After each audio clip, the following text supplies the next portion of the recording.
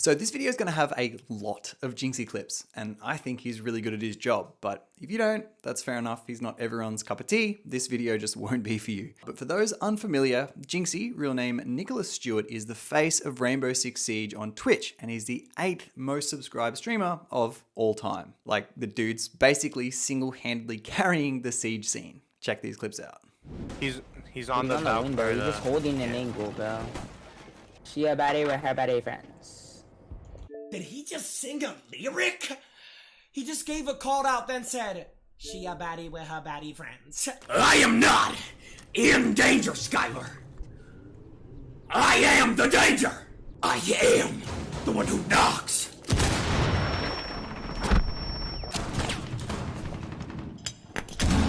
Where? No, where? Where? Oh my God. Is that Tom Brady?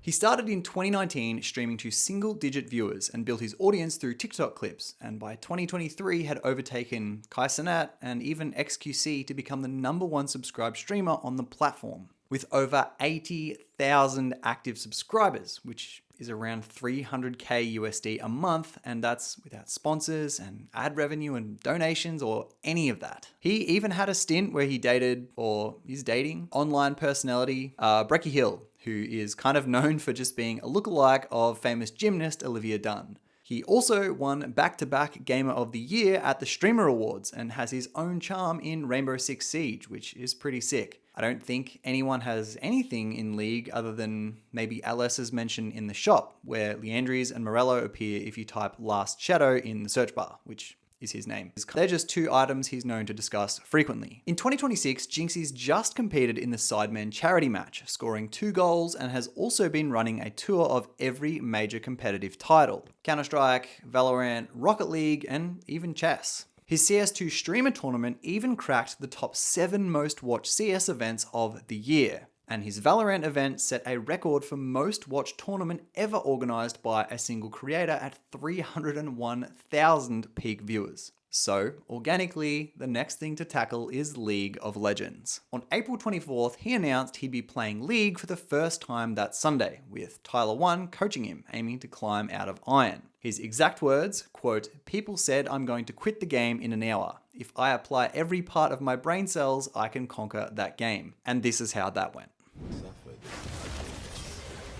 Good job. Keep going. More shot. Big. Keep going. Kill him. Kill him. I'm trying. Press kill! On the next person. Press kill, man. Tyler, you didn't say that till the end. What? You didn't say that. Kill. You, yo, bro, You didn't say that till the end. You just said kill him. No, I didn't. It's fine. It's fine. You got an assist. yo, I'm about to actually wrap my car around a telephone pole on this game. Don't do that. But naturally, the entertainment value of the pairing delivered. Tyler yelled at him for hours and criticized every mistake he made, which was a lot. But we have to be fair to Jynxzi. Instead of landing in Iron like most new players, Jynxzi was placed directly in Silver and was going up against Gold players. So even Tyler was defending him, telling his own viewers to not be a bleep. The game is hard enough as it is. He comes from console, he never had a chance. And by the end of the stream, Jynxzi was saying what we as League players all know, but not without criticism from XQC. Check it out. Yeah, it's a hard game, man. I don't even know. I would say it's the hardest game I think ever created. This is probably the There's hardest 165 whatever champions that you have to learn. Okay, you can buy it out of here. 170. Oh, 170. It's the hardest game in the world, bro. Mechanically and mentally, bro. I don't know if this ever will be a game that's harder than this, dude. Holy shit. It's the hardest game in the world, bro. Mechanically and mentally, bro. I don't know if this ever will be a game that's harder than this, dude. No. League is easy. Bro, League is a fucking joke. Come on, bro. Like, learning League and being decent at League is fucking easy. It's a fucking joke. Come on, bro. Brother, put 100 hours in League. Okay, put 100 hours. If you're a decent gamer, bro, you should be gold. 100 hours in League, you're gold. Okay? 100 hours in Dota, you are worse than where you started at. 100 hours in Dota, and you actually went backwards by a long shot. And it'll take you 1,000 hours to get past that gap. That's how it works. But the stream peaked at over 68,700 concurrent viewers, ran nearly 3 hours and had 148,000 hours of watch time, and it was Tyler's most watched stream since February. The next day, Jynxzi was sitting Silver 2 with a 40% win rate, playing mostly Jhin, Garen and Jynx. Unluckily though, his first game on Garen top, he was playing into Varus, one of the most hated champions to play against in top lane, and that also went pretty well, having 13 CS in 8 minutes. However, he was able to already hit the most mechanically demanding Garen combo, and I know Alois would be proud. Oh, the turtle's coming. Look alive. An ally has been slain. Gotta Q him. WQ. Oh! Get you ready.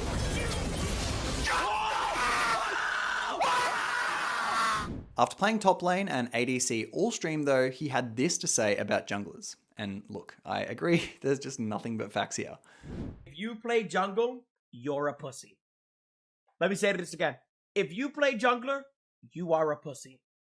Brother, I was literally playing this morning, and I believe the term is ganked. I got ganked by a jungler in every game I play. No, this is all that happens. I'm in the middle of a fight in bottom lane, because I play ADC, and I suck at ADC. Out of nowhere, some 9-foot-tall man, he was orange. Someone's gonna know I'm talking. And then the ban. He was banned from League of Legends for buying an account because he didn't want to grind 30 hours of bot games to hit level 30 for ranked, in his own words. And this is understandable from a content perspective, but it's also against the rules entirely. So it's kind of a rough time to even be trying this because, as we all know as League players, Riot's been on the crackdown against accounts lately. On stream, he openly admitted that his brother had leveled the account and was basically running it down every game, and Reddit wasn't happy. In this thread, quote, there was a recent promotional clip shared on the official League of Legends Twitter showing a big streamer playing League for the first time ever. He went on a shared level 30 account to go straight into ranked. In that stream, he openly admitted that his brother had leveled the account. And since it's his first time ever playing straight in gold elo, he goes negative KDA every game and his team suffers. Account sharing and having someone else level an account for ranked is generally treated the same for all players under the rules, with penalties that can go up to suspensions or permanent bans. But there's always double standards for the popular streamers. However, this was detected and sorted out pretty quickly by Riot. On Twitter, Drew Levin responded with, "Our terms of service prohibit account sale and transfer, as well as a number of ranked manipulation and boosting patterns of behavior. The account in question, Jynxzi's, has been banned and will continue to combat inauthentic account leveling practices where we detect them." But following this, Drew messaged Jynxzi privately saying that Riot have protocols for creators and gifted him a Riot account so he could keep playing. No shit. Check your email. Our creator team has an account for you. Wait! Iron account! W. Drew!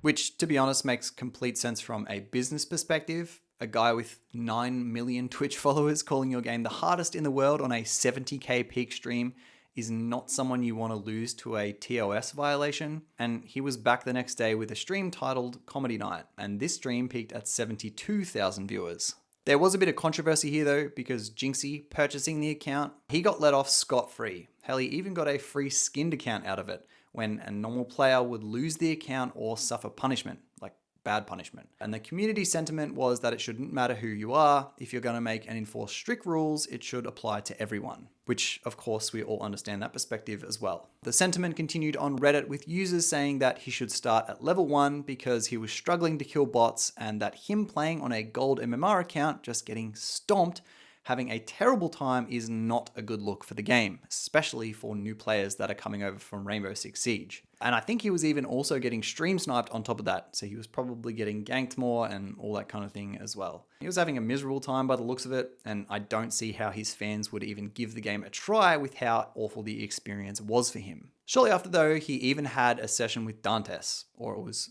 somewhere in that stream anyway, and that went about as you'd expect as well. The cutoff for this clip is just perfect. Have you ever heard of Lulu before? 9. Who's Lulu? Who's Lulu? Search it up. It's Lulu.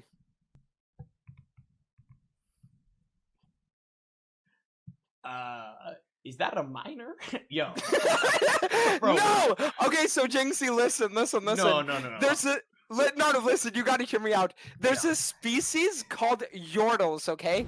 He even tried his hand at Hecarim, where he performed a masterful gank and then taxed the canyon. Jynxzi was built for jungle, apparently. Okay, that's fine. Dude, that's aura farming. So now start hitting him. Oh my god. Jynxzi! Oh my god! Wait! Oh my fucking god! Oh my god! Run! Oh my god! I run this shit!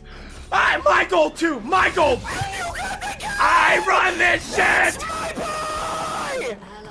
I think the funniest thing about this, though, is Dantes just going ridiculous for content when all Jynxzi did was literally press Ghost. He cancelled 2 autos, he hit 1 Q, and then he almost died. He does, however, have a 5v5 League streamer tournament planned as part of his broader creator event series, so this isn't just a one-off. He's in League for a while at least. But from a League and Riot perspective, this is a good thing. Jynxzi co-signing the game to his audience, even just through frustration and chaos, is exposure money really can't buy. But whether he actually sticks the climb or leaves once the tournament's done, I guess we'll see. That being said, maybe he's the positive beacon of light the League of Legends community needs. Have a look at this clip.